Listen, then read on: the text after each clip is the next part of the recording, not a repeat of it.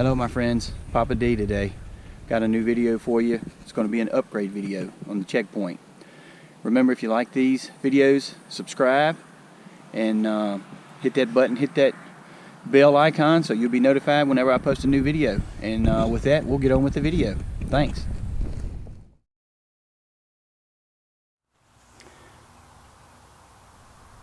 Okay. Alright, we'll start with the bar tape. This is lizard skin bar tape, and the great thing about this is it is 3.2 millimeters thick, which is about a millimeter thicker than your standard road bar tape, which I think greatly comes in handy on gravel riding, which I use this bike for, is gravel riding. So came in, it's a good color. They're a little dirty now. Unfortunately, the day the bike shop put them on was a terrible rainy day, so the first day I took them out, I got them about halfway filthy. They clean up pretty good, which is a good thing, but if you go with a lighter color, just be aware it's going to show a little dirt. Then we got the Garmin mount. I added that, and that is a Velo Champion mount, which you can get on Amazon. We're looking at $12.95 versus $30 for a Garmin mount. And then I also got the Garmin 830 mount, which the Garmin is awesome. It's the first time I stepped up. I had the 810 and I had it for years and years. I finally upgraded to the 830 and I couldn't be more pleased. The thing's awesome. We'll go to the some people call it the top tube bag, and this is a X-Lab stealth bag, and it also came from Amazon.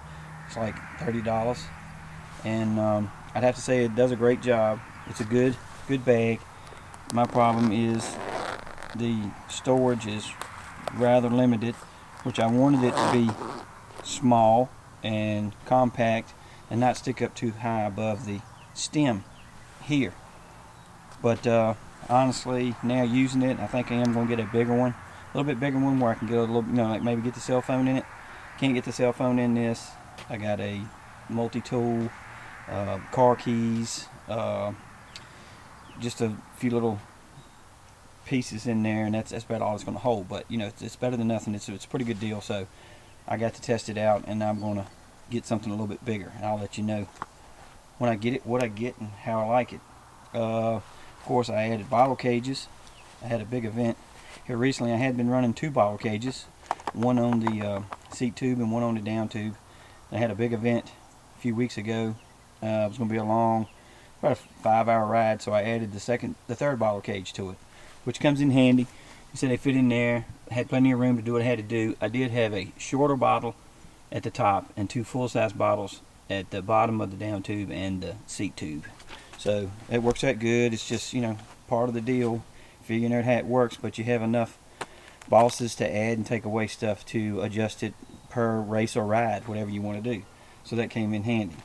Okay, then I went ahead and chose the Time Special 8 mountain bike pedals, and the reason I chose these is because my mountain bike, I run Time pedals on my mountain bikes. I've been doing that for years, so I just use my mountain bike shoes when I ride it. These pedals have a little bit larger platform, and I can honestly say they're awesome. I would highly suggest trying them out if you've never tried them. They also can be found on Amazon, and like everything that I'm talking about today, I will leave a link in the description below showing you where it is. I think these are like $115, and like I said, great pedals. Okay, we'll check out the tires. I went with a tan sidewall WTB Nano, and these are 40C, and I must admit they're my favorite tire right now.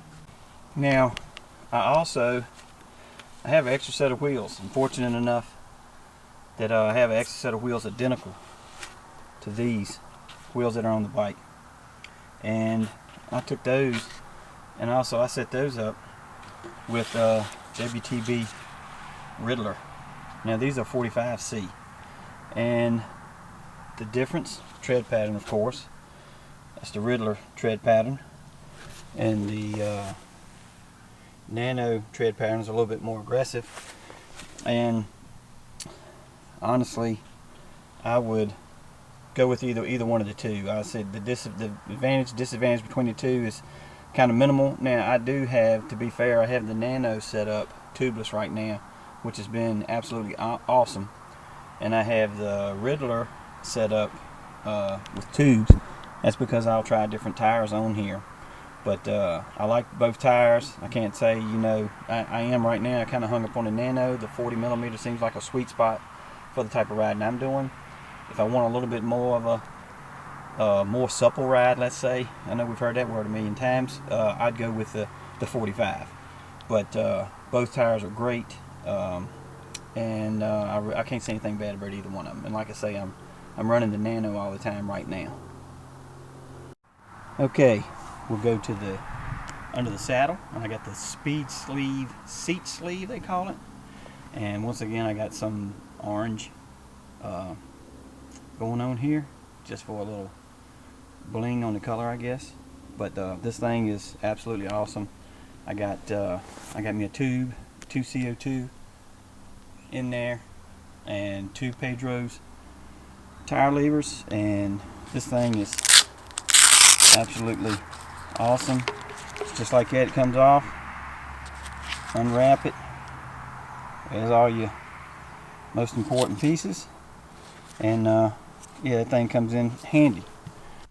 Now, going along that vein, I also got a Mucky Nuts butt fenders, what they call it.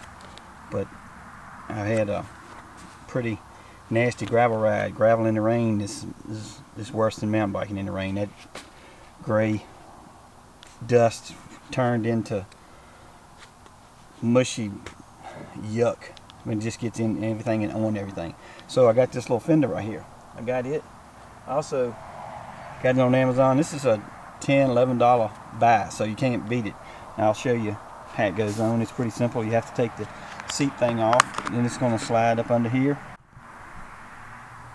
Alright, there it is. Takes 2 hands to get that thing on there, but it's real easy. You snap it on. That's the butt fender, along with the seat sleeve underneath it. And as you can see, the thing does awesome keeping the mud off of it. It's just a small addition for a small price. We're looking at $10 or $11 on Amazon, and can't beat it. Don't look too bad. Really comes in handy on a wet, rainy day. Overall, that's one more thing. Let's see. Right now, I have what came on it is an 1132 rear cassette, and then the front we have a 5036 compact crank.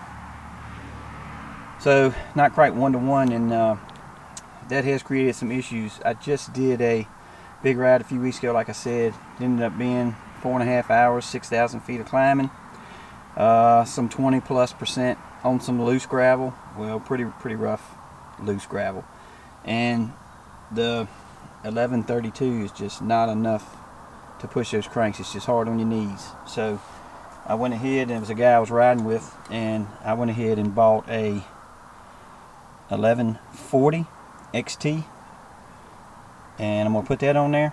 And I have a 105 rear derailleur, and just keep your eyes open. In the next couple weeks I'm gonna post a video. I'm gonna put that on there and show you how I add this to the mix, and let you know how it's going to be working. I'm looking forward to getting that on there, to having those extra climbing gears, because like I said, this is an 1140, and what I'm working with is an 1132, and I have a 5036 compact crank.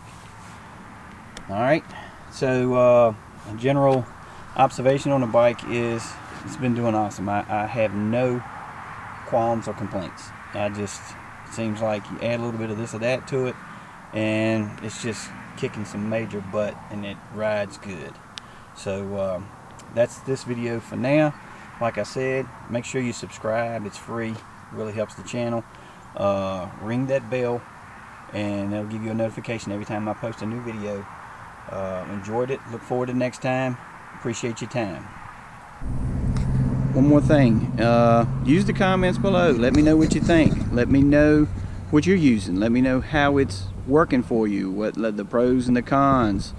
If you've used anything that I'm using right now, what do you think? Would you like me to see me use something else and let you know how it works? But you know, it's an open forum, so jump on it. Let me know what you think, and let's see what we can do with this stuff. All right, we'll talk to you.